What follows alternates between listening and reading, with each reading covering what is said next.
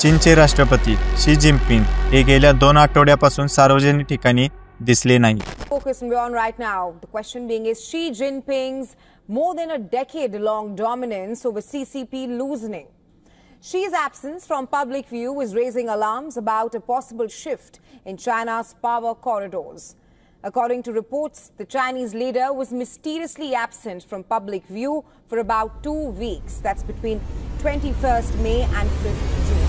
त्यांचा गायब होण्याचा काळ अनेक प्रश्नांना जन्म देत आहे. शी जिनपिंग हे फक्त राष्ट्रपतीच नाही, तर ते चीनच्या कम्युनिस्ट पक्षाचे सरचिटणीस आणि केंद्रीय लष्करी आयोगाचे CMC अध्यक्षही आहेत. त्यांच्या हातात चीनची सर्व सत्ता एकवटलेली आहे.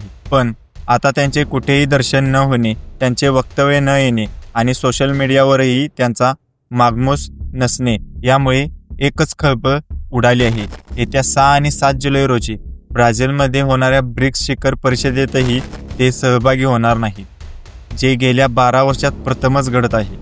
यामुळे एकच प्रश्न सर्वांच्या मनात घोळतोय: शी जिनपिंग यांचा काळ संपला का?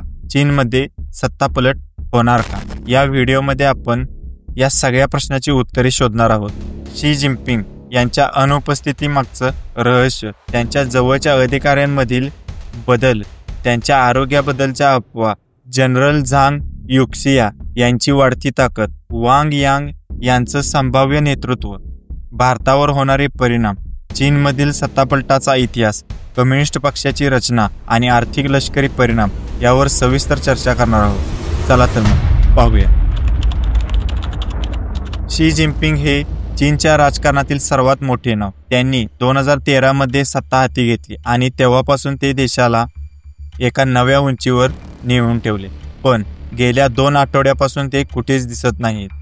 त्यांचा शेवटचा सार्वजनिक दौरा होता 7 ते 10 मे रोजी रशियात.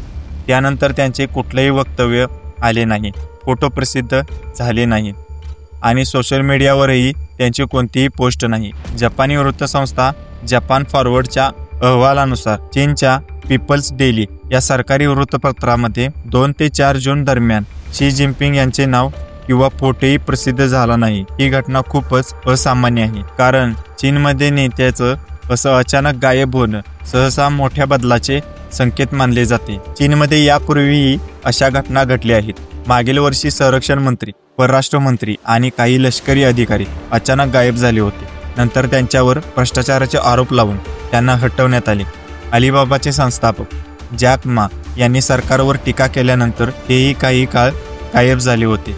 त्यामुळे शी जिनपिंग यांच्या या अनुपस्थितीमागे काही मोठे कारण असू शकते का, असा अंदाज बांधला जातोय. ते आजारी आहेत का, की त्यांच्या सत्तेला धोका निर्माण झालाय? ब्रिक्स हा ब्राझील, रशिया, भारत, चीन आणि दक्षिण आफ्रिका या देशांचा समूह आहे.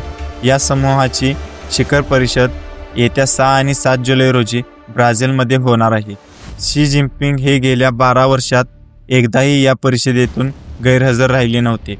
पण यंदा हे सहभागी होणार नाही असे चीनने जाहीर केले. त्यांच्या जागी चीनचे प्रीमियर ली कियांग ही परिषद करणार आहेत. चीनने याचं कारण शेड्यूलिंग संकट असल्याचे सांगितलं, पण हे कारण कोणालाच पटलेलं नाही. ब्रिक्स ही परिषद चीनसाठी खूप महत्त्वाची आहे, कारण यातून ते जागतिक पातळीवर आपला प्रभाव दाखवतात. शी जिनपिंग यांनी नेहमीच या परिषदेत मोठी भाषणे केली आहेत आणि चीनच्या आर्थिक लष्करी ताकदीचं प्रदर्शन केलंय. पण यंदा त्यांची अनुपस्थिती ही त्यांच्या सत्तेच्या कमकुवतपणाचं लक्षण मानलं जात आहे. यामुळे एक प्रश्न निर्माण होतो: शी जिनपिंग यांचं नेतृत्व खरंच धोक्यात आहे का? शी जिनपिंग यांच्या अनुपस्थितीदरम्यान जवळच्या अधिकाऱ्यांमध्येही मोठे बदल झाले आहेत. चीनच्या स्टेट काउन्सिलमध्ये 50 पेक्षा जास्त मंत्र्यांनी आणि अधिकाऱ्यांनी निष्ठेची शपथ घेतली, पण त्यावेळी शी जिनपिंग उपस्थित नव्हते. हे असे का घडलं? याचा अर्थ असा की सत्तेचं केंद्र बदलत आहे का? याशिवाय चीनच्या पीपल्स लिबरेशन आर्मी PLA मध्येही मोठे बदल झाले आहेत. 2023 पासून अनेक वरिष्ठ लष्करी अधिकारी हटवले गेले. जनरल हे वेईंगडोंग सेंट्रल मिलिटरी कमिशनचे उपाध्यक्ष, जनरल मियाओ हुआ चीफ ऑफ पॉलिटिक वर्क आणि जनरल लिंग शियांग यांग ईस्टर्न थिएटर कमांडरचे प्रमुख यांना पदावरून काढण्यात आलं. रॉकेट फोर्स आणि वेस्टर्न थिएटर कमांडरमध्येही नेतृत्व बदललं गेलं. हे बदल शी जिनपिंग यांच्या सत्तेच्या पायावर घाव घालणारे आहेत, कारण लष्कर ही त्यांच्या सत्तेची मोठी ताकद आहे. तर मित्रांनो, शी जिनपिंग यांच्या अनुपस्थितीमागे 2 मुख्य शक्यता आहेत. काही अहवालानुसार शी जिनपिंग यांना गंभीर आजार आहे. काही दिवसापूर्वी बेलारूसच्या राष्ट्रपतींच्या भेटीत त्यांची प्रकृती ठीक नव्हती असं सांगितलं जातं. 2024 मध्ये त्यांना स्ट्रोक आल्याची चर्चा आहे. जर हे खरं असेल तर त्यांची अनुपस्थिती ही आरोग्यामुळे असू शकते, पण चीन सरकारने याबाबत कोणताही खुलासा केलेला नाही, ज्यामुळे संशय आणखी वाढतोय. चीनमध्ये सिंगल पार्टी प्रणाली आहे. कम्युनिस्ट पक्षाचा जनरल सेक्रेटरी हाच राष्ट्रपती आणि लष्करी आयोगाचा प्रमुख असतो. सध्या शी जिनपिंग यांच्याकडे ही सगळी पदं आहेत, पण असं म्हटलं जातं की मोठे निर्णय घेण्याचा अधिकार त्यांच्याकडून काढून घेतला गेलाय. हा अधिकार आता एजन्सी ऑफ डिसिजन मेकिंग नावाच्या नव्या समितीकडे गेलाय. याचा अर्थ शी जिनपिंग यांच्या विरोधात पक्षातच षडयंत्र सुरू आहे का, ही शक्यता नाकारता येत नाही. मीडिया अहवालानुसार सेंट्रल मिलिटरी कमिशनचे पहिले उपाध्यक्ष जनरल झांग युक्सिया हे सध्या चीनमधील सर्वात शक्तिशाली व्यक्ती असू शकतात. झांग हे 24 सदस्यांच्या पोलिट ब्युरोचे सदस्य आहेत आणि त्यांना कम्युनिस्ट पक्षाच्या वरिष्ठ नेत्यांचा पाठिंबा आहे.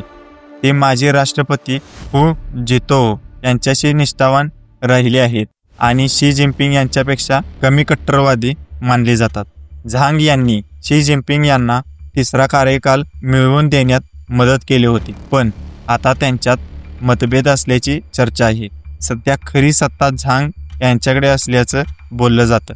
जर हे खरं असेल तर शी जिनपिंग यांचे नेतृत्व धोक्यात आहे हे नक्की. शी जिनपिंग यांच्या जागी कोण येऊ शकतं याबाबत वांग यांग यांचं नाव चर्चेत आहे. वांग हे टेक्निकोक्रेड आहेत आणि 2022 मध्ये त्यांना चीनच्या सर्वोच्च नेतृत्वासाठी मजबूत दावेदार मानलं जात होतं. ते सुधारवादी नेते मानले जातात, जे चीनला आर्थिक आणि राजकीय स्थिरतेकडे नेऊ शकतात.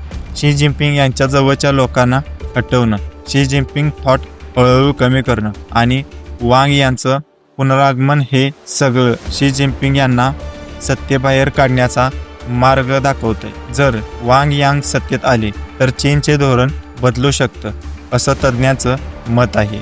चीन हा भारताचा शेजारी देश आहे आणि दोन्ही देशांमध्ये सीमावाद आहे. त्यामुळे चीनमधील राजकीय घडामोडीचा थेट परिणाम भारतावर होऊ शकतो. चीन नेहमीच देशांतर्गत दबाव कमी करण्यासाठी बाहेरील मुद्द्यांचा वापर करतो, जसं की सीमावाद. जर चीनमध्ये सत्तापालट झाला तर भारतावर दबाव वाढू शकतो. तज्ज्ञांच्या मते चीनमधील अस्थिरतेमुळे चीनी हॅकर भारतावर सायबर हल्ले करू शकतात, चुकीची माहिती पसरवून भारतात अडचणी निर्माण करू शकतात. संयुक्त राष्ट्रातही भारताची प्रतिष्ठा खराब करण्याचा प्रयत्न होऊ शकतो. त्यामुळे भारताला सतर्क राहणे गरजेचे आहे. चीनमध्ये सत्तापालट नवीन नाही. 2022 मध्ये कम्युनिस्ट पक्षाच्या 20व्या अधिवेशनात माजी राष्ट्रपती हू जितो यांना मंचावरून बाहेर काढण्यात आलं होतं. शी जिनपिंग त्यावेळी शेजारी बसले होते, पण त्यांनी कोणतीही प्रतिक्रिया दिली नाही. हू जितो यांना बाहेर काढताना त्यांनी शी जिनपिंग यांच्याशी बोलण्याचा प्रयत्न केला, पण त्यांना दुर्लक्षित करण्यात आलं. याशिवाय अनेक नेते भ्रष्टाचाराच्या आरोपाखाली गायब झाले आहेत. यामुळे शी जिनपिंग यांच्याबाबतही असं काही घडू शकतं असा अंदाज आहे. चीनमध्ये कम्युनिस्ट पक्षाची रचना खूप केंद्रीयकृत आहे. जनरल सेक्रेटरी हाच राष्ट्रपती आणि लष्करी आयोगाचा प्रमुख असतो. सध्या शी जिनपिंग यांच्याकडे ही सगळी पदे आहेत, पण आता मोठे निर्णय एजन्सी ऑफ डिसिजन मेकिंग या समितीकडे गेले आहेत असे बोलले जाते. यामुळे शी जिनपिंग यांची सत्ता कमकुवत झाली आहे. पक्षात सत्तेसाठी नेहमीच संघर्ष सुरू असतो, त्यामुळे शी जिनपिंग यांच्या विरोधातही असा संघर्ष सुरू असू शकतो. चीन ही जगातील दुसरी मोठी अर्थव्यवस्था आहे. शी जिनपिंग यांच्या नेतृत्वात चीनने अमेरिकेसोबत टक्कर दिली, पण सध्या चीनची अर्थव्यवस्था अडचणीत आहे. आर्थिक वाढ मंदावली आहे आणि बेरोजगारी वाढते. यामुळे शी जिनपिंग यांच्यावर टीका होते. लष्करी दृष्टिकोनातून बदल होत आहेत. वरिष्ठ अधिकाऱ्यांना हटवणे हे शी जिनपिंग यांच्या कमकुवतपणाचं लक्षण आहे. याचा परिणाम चीनच्या आंतरिक आणि बाह्य सुरक्षतेवर होऊ शकतो. शी जिनपिंग यांची अनुपस्थिती ब्रिक्स परिषदेत सहभाग न घेणे, जवळच्या अधिकाऱ्यांचे बदल, आरोग्याबद्दलच्या अफवा, जनरल झांग युक्सिया यांची ताकद आणि वांग यांग यांचं संभाव्य नेतृत्व, हे सगळं चीनमध्ये सत्तापलटाची शक्यता दाखवतं. भारतासारख्या देशावरही याचा परिणाम होऊ शकतो. चीनचा इतिहास पाहता असं काही घडलं तर आश्चर्य वाटणार नाही. भविष्यात काय घडेल हे पाहणं बाकी आहे. अशाच माहितीपूर्ण व्हिडिओसाठी आमच्या चॅनेलला सबस्क्राईब करायला विसरू नका. धन्यवाद.